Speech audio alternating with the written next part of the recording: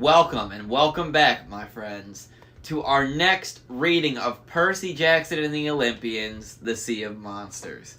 Today, we're going at it with Chapter 2. I play Dodgeball with Cannibals.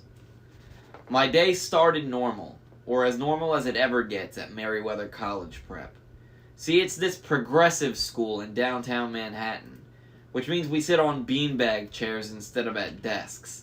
And we don't get grades, and the teachers wear jeans and rock concert t-shirts to work. That's all cool with me. I mean, I'm ADHD and dyslexic, like most half-bloods. So I'd never done that great in regular schools, even before they kicked me out. The only bad thing about Meriwether was that the teachers always looked on the bright side of things, and the kids weren't always, well, bright. Take my first class today, English. The whole middle school had read this book called Lord of the Flies, where all these kids get marooned on an island and go psycho. For our final exam, our teachers sent us into the break yard to spend an hour with no adult supervision to see what would happen. What happened was a massive wedgie contest between the 7th and 8th graders, 2 pebble fights, and a full tackle basketball game. The school bully, Matt Sloan, led most of those activities. Sloan wasn't big or strong, but he acted like he was. Bro, typo. This says he acted like was he. I don't know if, there we go, like was he. Was he. You can see it's right there. Was he. Typo.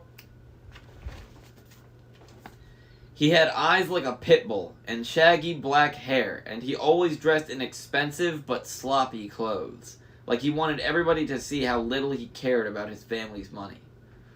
One of his front teeth was chipped from the time he'd taken his daddy's Porsche for a joyride and run into a "Please slow down for children" sign.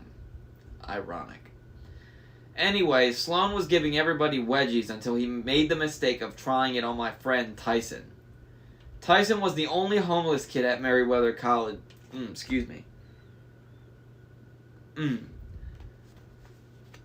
Tyson was the only homeless kid at Meriwether College Prep. As near as my mom and I could figure, he'd been abandoned by his parents when he was very young, probably because he was so different. He was 6'3" and built like the abominable snowman, but he cried a lot and was scared of just about everything, including his own reflection. His face was kind of misshapen and brutal looking. I couldn't tell you what color his eyes were because I could never make myself look higher than his crooked teeth. His voice was deep, but he talked funny, like a much younger kid. I guess he'd never gone to school before coming to Meriwether. He wore tattered jeans, grimy size 20 sneakers, and a plaid flannel shirt with holes in it. He smelled like a New York City alleyway because that's where he lived, in a cardboard refrigerator box off 72nd Street. Meriwether Prep had adopted him as a community service project, so all the students could feel good about themselves. Unfortunately, most of them couldn't stand Tyson. Once they discovered he was a big softy, despite his massive strength and his scary looks, they made themselves feel good by picking on him.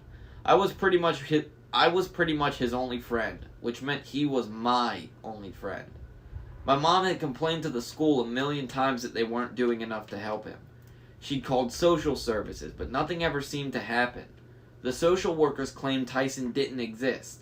They swore up and down that they'd visited the alley we described and couldn't find him. Though how you miss a giant kid living in a refrigerator box, I don't know. Anyway, Matt Sloan snuck up behind him and tried to give him a wedgie, and Tyson panicked. He swatted Sloan away a little too hard. Sloan flew 15 feet and got tangled in a little kid's tire swing. "You freak!" Sloan yelled. "Why don't you go back to your cardboard box?" Tyson started sobbing.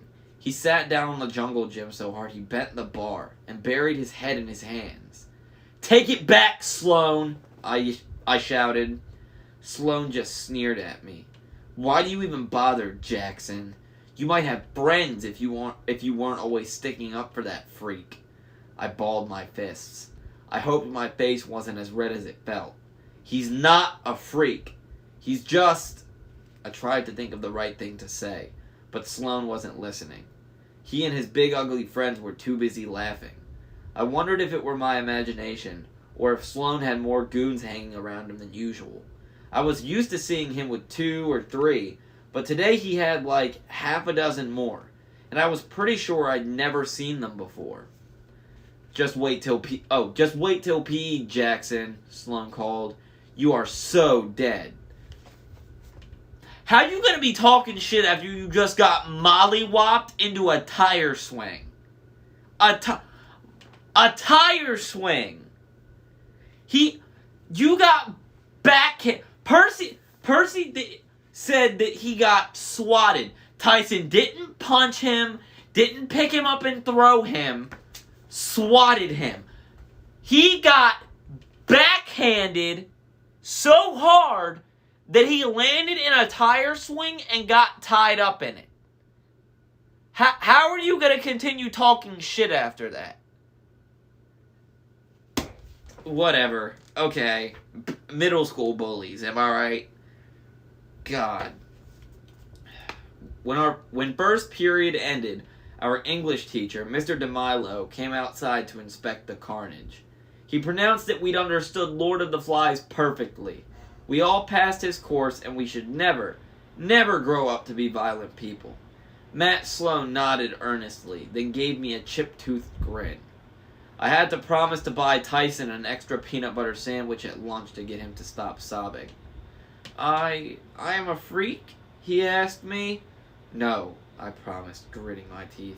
Matt Sloane is the freak. Tyson sniffled. You were a good friend. Miss you next year if I can't. His voice trembled. I realized he didn't know if he'd be invited back next year for the community service project. I wondered if the headmaster had even bothered talking to him about it. Don't worry, big guy, I managed. Everything's going to be fine.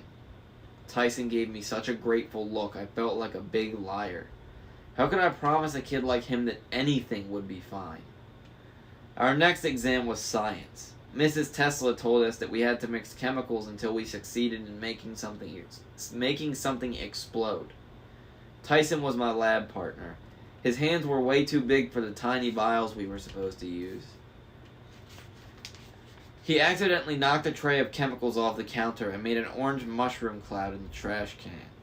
After Mrs. Tesla evacuated the lab and called the hazardous waste removal squad, she praised Tyson and me for being natural chemists. We were the first ones who'd ever aced her exam in under 30 seconds. If it ain't broke, shit. I'm just saying, if you're in a chemistry class and you want to make some shit blow up, this is not me telling you guys to do this. This is just me saying that if you gotta make something explode, mixing everything in at once, that's just like common sense. That's just process of elimination. If you just mix everything together, eventually 1 + 1 is gonna equal 2. That's all I'm saying. I was glad the morning went fast because it kept me from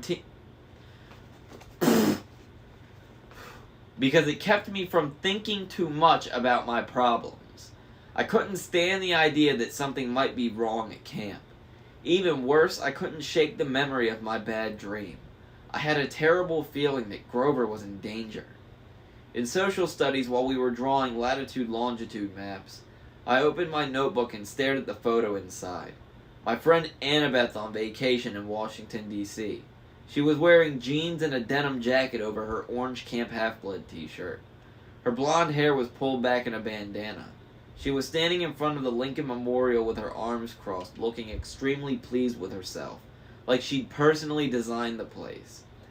See, Annabeth wants to be an architect when she grows up, so she's always visiting famous monuments and stuff. She's weird that way. She'd emailed me the picture after spring break, and every once in a while I'd look at it just to remind myself she was real, and Camp Half-Blood hadn't just been my imagination. Aww, she's in his notebook!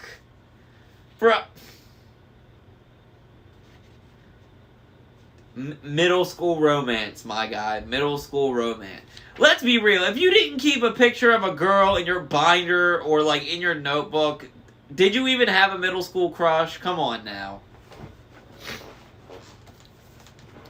That's what I'm saying. She emailed it to him, but he printed it out. That's effort, ladies and gentlemen. Never settle for less. Stop texting your significant other pictures of yourself. Stop snapping your significant other pictures of yourself. And just letting them take the easy way out and letting them make it like their wallpaper on their phone. No. Take a Polaroid of yourself or email your significant other a picture and see what they do with it. If they really want to go the extra mile, they're going to print that bitch out and stick it in their mirror, in their car, or if you're not driving yet, in their binder or in their notebook, bro. Never settle for less. Ladies, find yourself a Percy. Or if you're part of the Alphabet Mafia, find yourself a Percy, an Annabeth, or shit. I just completely brain farted. The gender fluid character from Magnus Chase. Alex. Yes, Alex. Thank you. To go get yourself one. Get whichever one is applicable to you. Get whichever one is applicable to you. Whatever one works. All right, we're all inclusive around here. We include everybody. If that's not okay with you, go fucking find somebody that's reading Harry Potter on Twitch. I don't know what to tell you. We include people over here. We are inclusive. We welcome everybody, damn it. There's a gender fluid character in Magnus Chase. I need to... Yeah, dude, Alzora. Alex Fierro. Alex Fierro, I think their name is. Yeah, and then you have Magnus Chase, the pansexual king. Percy is the... Bro's fatal flaw... This is what I'm saying. Percy's fatal flaw is loyalty.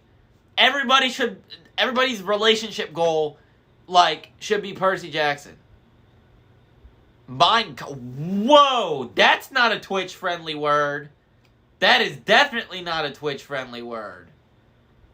Yo, who the fuck is arson? No. None of that shit. That is not okay. No, absolutely not.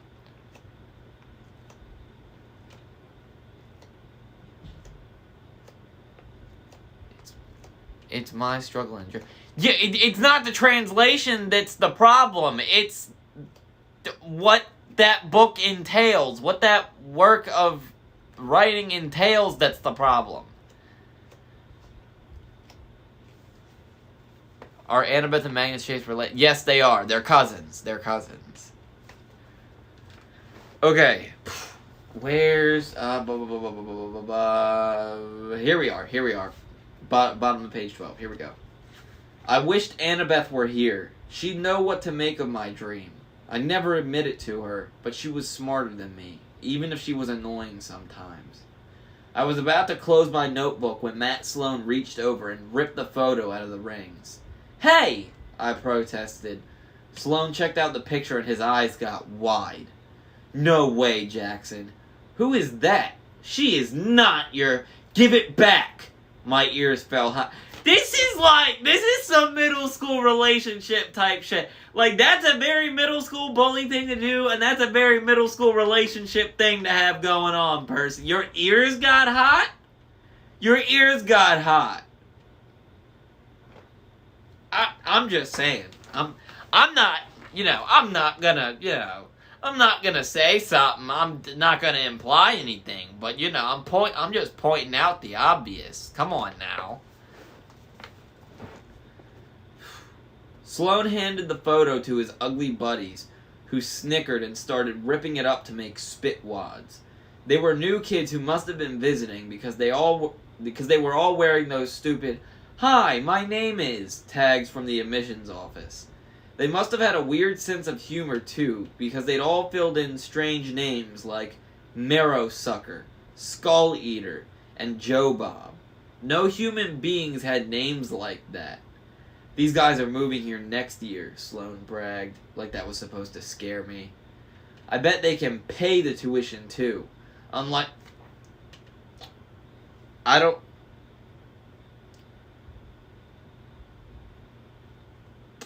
I'm conflicted. There's a word here that I really don't want to read out loud.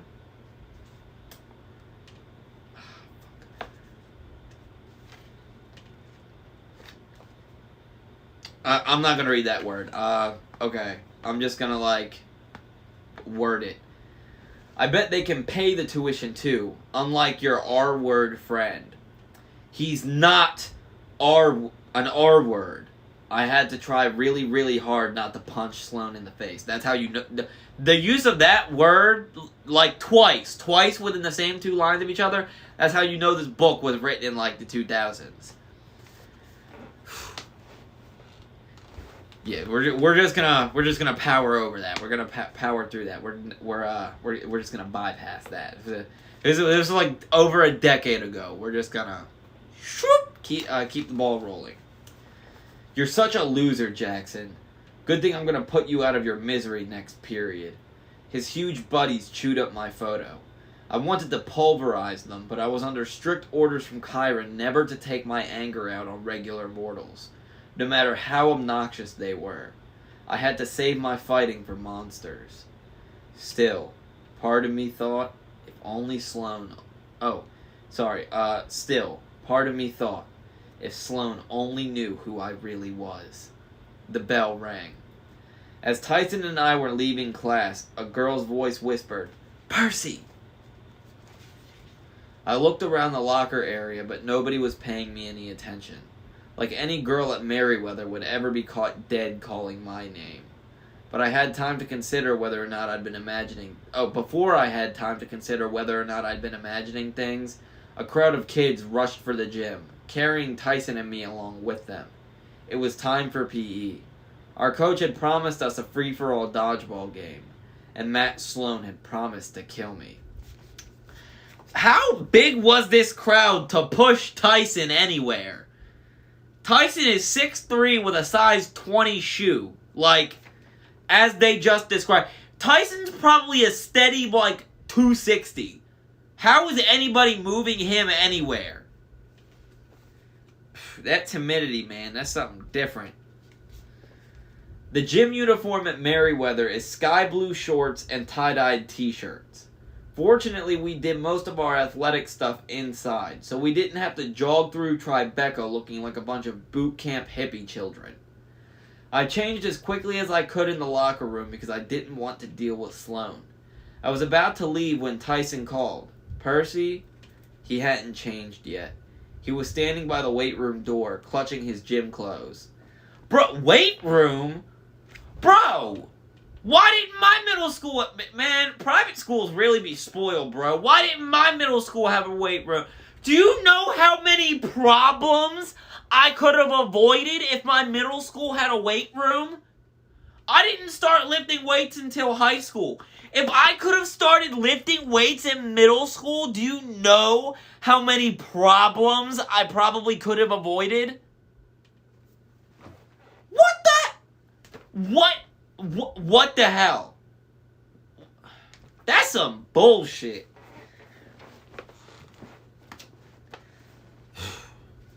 Alright, where did I leave off? Oh, here we go. He was standing by the weight room door, clutching his gym clothes. Will you, oh, yeah. I try not to sound aggravated about it. Yeah, sure, man. Tyson ducked inside the weight room. I stood guard outside the door while he changed. I felt kind of awkward doing this, but he asked me to most days. I think it's because he's completely hairy and he's got... I think it's because he's completely hairy and he's got weird scars on his back that I've never had the courage to ask him about. Anyway, I learned the hard way that if people teased Tyson while he was dressing out, he'd get upset and start ripping the doors off lockers. When we got into the gym, Coach Nunley was sitting at his little desk reading Sports Illustrated. Nunley was about 1,000,000 years old, with bifocals and no teeth, and a greasy wave of gray hair. He reminded me of the Oracle at Camp Half-Blood, which was a shriveled-up mummy, except Coach Nunley moved a lot less, and he never billowed green smoke. Well, at least not that I'd observed. Why do I feel like that's, like, one of the extremes when it comes to gym teachers?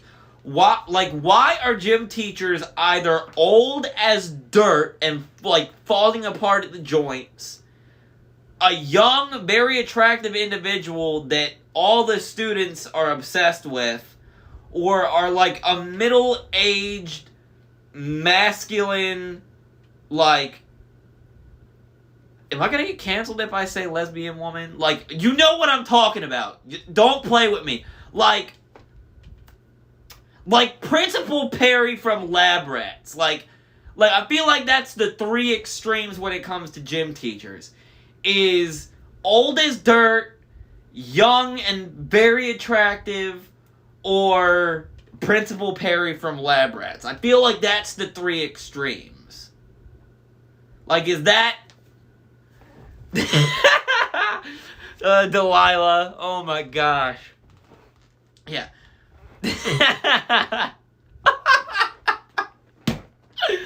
Oh shit. Oh boy. God. Okay, chat. Let's get back. Let's get back. Whew. Matt Sloan said, "Coach, can I be captain?" Coach Nunley looked up from his magazine. Yeah, he mumbled.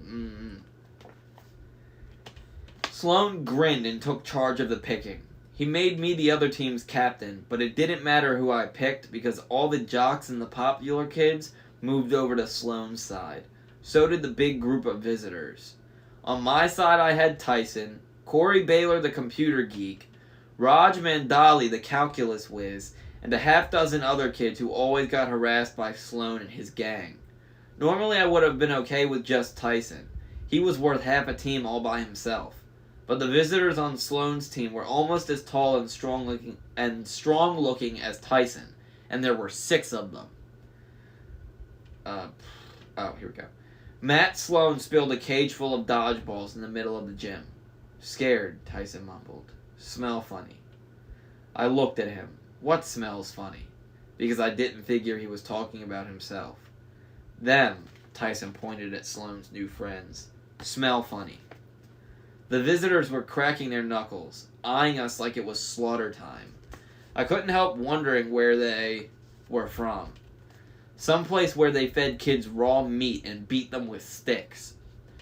Sloan blew the coach's whistle and the game began. Sloan's team ran for the center line. On my side, Raj Mandali yelled something in Urdu. Probably, "I have to go potty," and ran for the exit. Corey Baylor tried to crawl behind the wall mat and hide. The rest of my team did their best to cower in fear and not look like targets. "Tyson," I said, "let's go." A ball slammed into my gut. I sat down hard in the middle of the gym floor.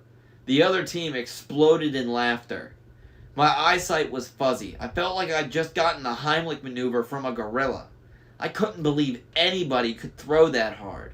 Tyson yelled, "Percy, duck!" I rolled as another dodgeball whistled past my ear at the speed of sound. Whoom! It hit the wall mat and Corey Baylor yelped. "Hey!" I yelled at Sloan's team. "You could kill somebody!" The visitor named Joe Bob grinned at me evilly. Somehow he looked bigger now, even taller than Tyson. His biceps bulged beneath his t-shirt. "I hope so, Perseus Jackson. I hope so." The way he said my name sent a chill down my back. Nobody called me Perseus except those who knew my true identity. Friends and enemies. What had Tyson said? They smell funny. Monsters. All around Matt Sloan, the visitors were growing in size. They were no longer kids. They were 8-foot-tall giants with wild eyes, pointy teeth, and hairy arms tattooed with snakes and hula women and Valentine hearts. Matt Sloan dropped his ball. "Whoa, you're not from Detroit. Who?" The other kids on his team started screaming and backing toward the exit. But the giant named Marrowsucker threw a ball with deadly accuracy. It streaked past Raj Mandali just as he was about to leave and hit the door, slamming it shut like magic. Raj and some of the other kids banged on it desperately, but it wouldn't budge. "Let them go!" I yelled at the giants. The one called Joe Bob growled at me. He had a tattoo on his biceps that said, "JB loves baby cakes." "And lose our tasty morsels?" "No, son of the sea god. We Laestrygonians aren't just playing for your death. We want lunch." He waved his hand and a new batch of dodgeballs appeared on the center line. But these balls weren't made of red rubber. They were bronze, the size of cannonballs, perforated like wiffle balls with fire bubbling out the holes. They must have been searing hot, but the giants picked them up with their bare hands. "Coach!" I yelled. Nunley looked up sleepily, but if he saw anything abnormal about the dodgeball game, he didn't let on. That's the problem with mortals. A magical force called the mist obscures the true appearance of monsters and gods from them. From their vision. So mortals tend to see only what they can understand. Maybe the coach saw a few 8th graders pounding the younger kids like usual. Pause. Maybe the other kids saw Matt Sloane's thugs getting ready to toss Molotov cocktails around. It wouldn't have been the first time. At any rate, I was pretty sure nobody else realized we were dealing with genuine man-eating, bloodthirsty monsters. "Yeah, Coach muttered. "Play nice." And he went back to his magazine. The giant named Skull Eater threw his ball. I dove aside as the fiery bronze comet sailed past my shoulder. "Corey!" I screamed. Tyson pulled him out from behind the exercise mat just as the ball exploded against it, blasting the mat to smoking shreds. "Run!" I told my teammates. "The other exit!" They ran for the locker room, but with another wave of Joe Bob's hand, that door also slammed shut. "No one leaves unless you're out!" Joe Bob roared. "And you're not out until we eat you!" He launched his own fireball. My teammates scattered as it blasted a crater in the gym floor. I reached for Riptide, which I always kept in my pocket, but then I realized I was wearing gym shorts. I had no pockets. Riptide was tucked in my jeans inside my gym locker, and the locker room door was sealed. I was completely defenseless. That does seem like a little bit of a design flaw, don't you think?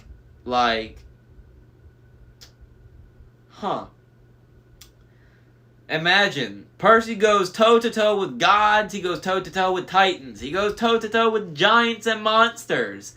But his greatest enemy isn't Ares, it's not Kronos, it's not Hyperion. Percy Jackson's greatest enemy is pants without pockets. Crazy. Good thing he's a guy and not a girl, because girls don't have pockets for shit. No offense. That is some serious. Yeah, that's a serious design flaw, my guy. Serious design flaw. Ugh. Allergies. Sorry. Anyway, let's get back into this. Here we go. Another fireball came streaking toward me. Tyson pushed me out of the way, but the explosion still blew me head over heels. I found myself sprawled on the gym floor, dazed from smoke, my tie-dyed t-shirt peppered with sizzling holes. Just across the center line, 2 hungry giants were glaring down at me. "Flesh!" they bellowed. "Hero flesh for lunch!" They both took aim. "Percy needs help!" Tyson yelled, and he jumped in front of me just as they threw their balls. "Tyson!" I screamed, but it was too late. Both balls slammed into him. But no. He'd caught them.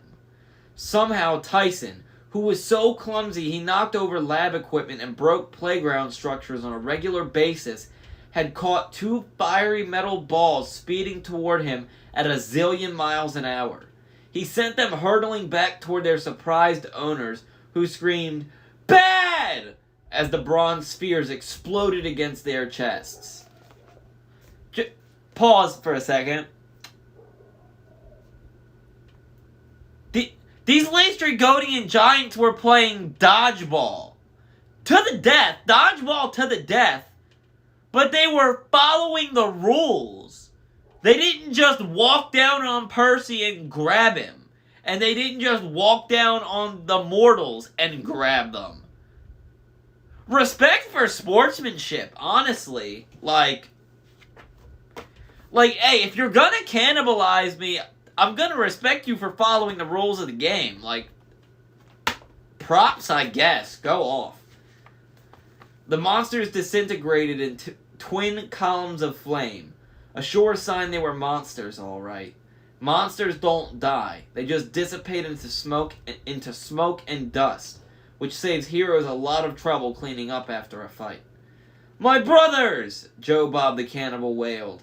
He flexed his muscles and his baby cakes tattoo rippled. You will pay for their destruction.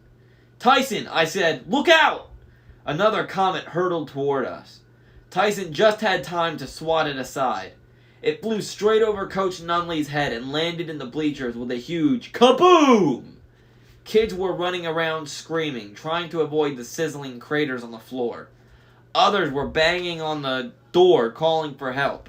Sloane himself stood petrified in the middle of the court, watching in disbelief as balls of death flew around him.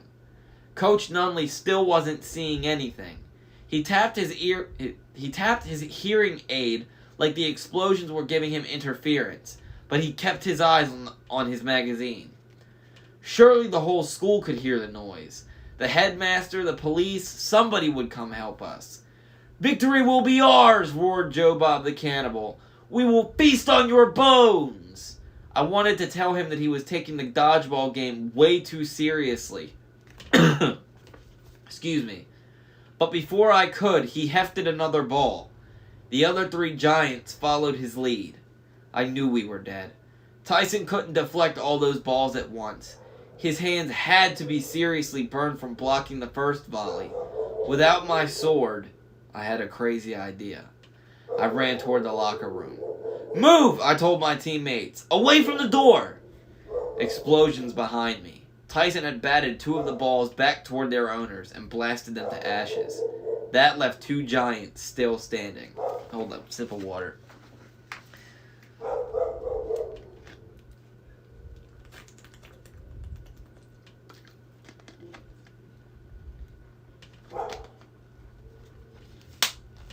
Dude, can we take a second to, like, just appreciate how deep Percy's loyalty runs? Yo.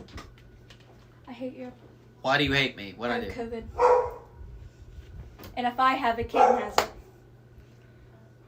Be gone. I just got off of it. Go away. And they're there, and they're, like, pink.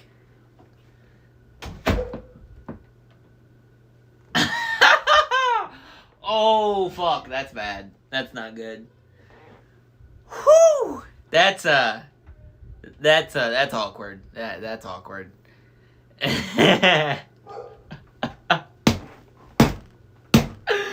Holy shit!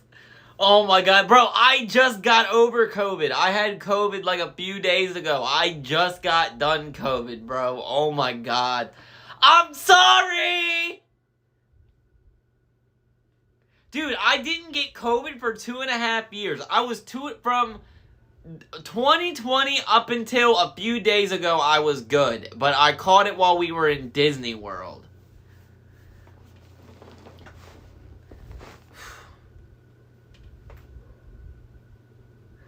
So I was completely asymptomatic and I was good. Like, I'm good.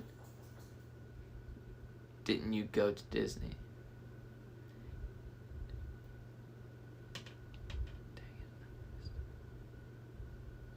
It's a long story. It's a long story. But, what's it called?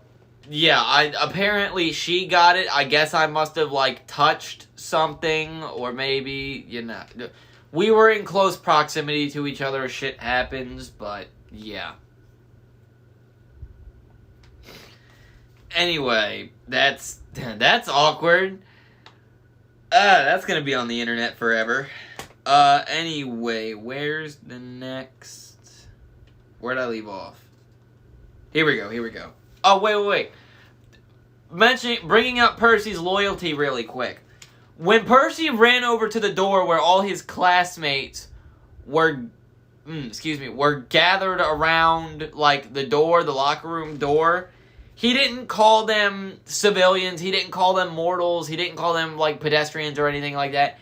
He said teammates. Teammate.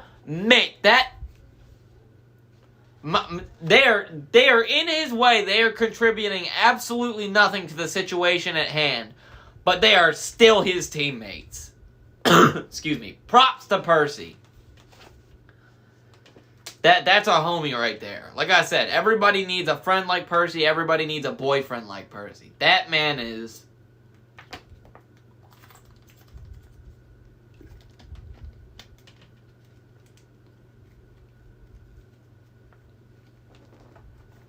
just absolutely consistently loyal to a fault. Respect. Next. Where? Here we go. Let's go. Move! I told my teammates. Away from the door! Away from the door! Explosions behind me. Tyson had batted 2 of the balls back toward their owners and blasted them to ashes. That left 2 giants still standing. A third ball hurtled straight at me. I forced myself to wait. 1 Mississippi. 2 Mississippi. Then dove aside as the fiery sphere demolished the locker room door. Now I figured that the built-up gas in most boys' locker rooms was enough to cause an explosion. So I wasn't surprised when the flaming dodgeball ignited a huge whoom. The wall blew apart. Locker doors, socks, athletic supporters, and other various nasty personal belongings rained all over the gym. I turned just in time to see Tyson punch Skull Eater in the face. The giant crumpled, but the last giant, Joe Bob, had wisely held onto his own ball, waiting for an opportunity. He threw just as Tyson was turning to face him. "No!" I yelled. The ball caught Tyson square in the chest. He slid the length of the court and slammed into the back wall, which cracked and partially crumbled on top of him, making a hole right onto Church Street. I didn't see how Tyson could still be alive, but he only looked dazed. The bronze ball was smoking at his feet. Tyson tried to pick it up, but he fell back, stunned, into a pile of cinder blocks. "Well," Joe Bob gloated, "I'm the last one standing. I'll have enough meat to bring baby cakes a doggy bag." He picked up another ball and aimed it at Tyson. "Stop!" I yelled. "It's me you want." The giant grinned. "You wish to die first, young hero." I had to do something. Riptide had to be around here somewhere. Then I spotted my jeans in a smoking heap of clothes right by the giant's feet. If I could only get there. I knew it was hopeless, but I charged. The giant laughed. "My lunch approaches." He raised his arm to throw. I braced myself to die. Suddenly, the giant's body went rigid. His expression changed from gloating to surprise. Right where his belly button should have been, his t-shirt ripped open and he grew something like a horn. No, not a horn. The glowing tip of a blade. The ball dropped out of his hand. The monster stared down at the knife that had just run him through from behind. He muttered, "Ow," and burst into a cloud of green flame, which I figured was going to make baby cakes pretty upset. Standing in the smoke was my friend Annabeth. Her face was grimy and scratched. Excuse me. She had a ragged backpack slung over her shoulder. Slung over her shoulder. Her baseball cap tucked in her pocket, a bronze knife in her hand, and a wild look in her stormy gray eyes, like she'd just been chased 1,000 miles by ghosts.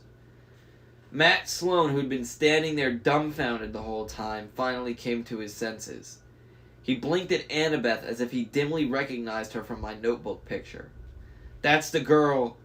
Annabeth punched him in the nose and knocked him flat. "And you," she told him, "lay off my friend." "Hell yeah, Annabeth! Fuck that bully!" Bro. When is it my turn?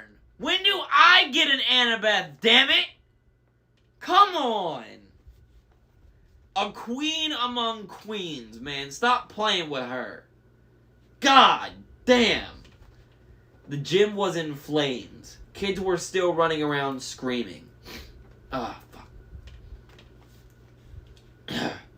I heard sirens wailing in a garbled voice over the intercom. Through the glass windows of the exit doors, I could see the headmaster, Mr. Bonsai, wrestling with the lock, a crowd of teachers piling up behind him.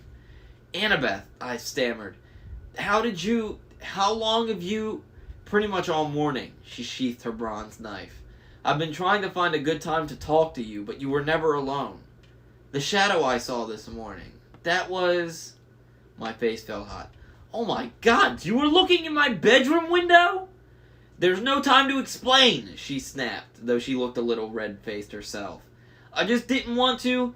There! A woman screamed. The doors burst open and the adults came pouring in. Meet me outside, Annabeth told me. And him, she pointed to Tyson, who was still sitting dazed against the wall. Annabeth gave him a look of distaste that I didn't quite understand. You'd better bring him. What? No time, she said. Hurry! She put on her Yankees baseball cap, which was a magic gift from her mom, and instantly vanished. That left me standing alone in the middle of the burning gymnasium when the headmaster came charging in with half the faculty and a couple of police officers. Percy Jackson? Mr. Bonsai said. What? How? Over by the broken wall, Tyson groaned and stood up from the pile of cinder blocks.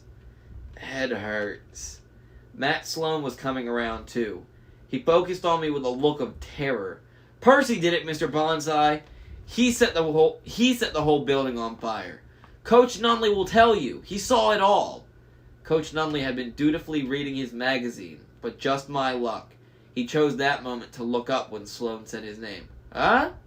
Yeah, The other adults turned toward me. I knew they would never believe me, even if I could tell them the truth. I grabbed Riptide out of my ruined jeans, told Tyson, come on, and jumped through the gaping hole in the side of the building. End of chapter 2.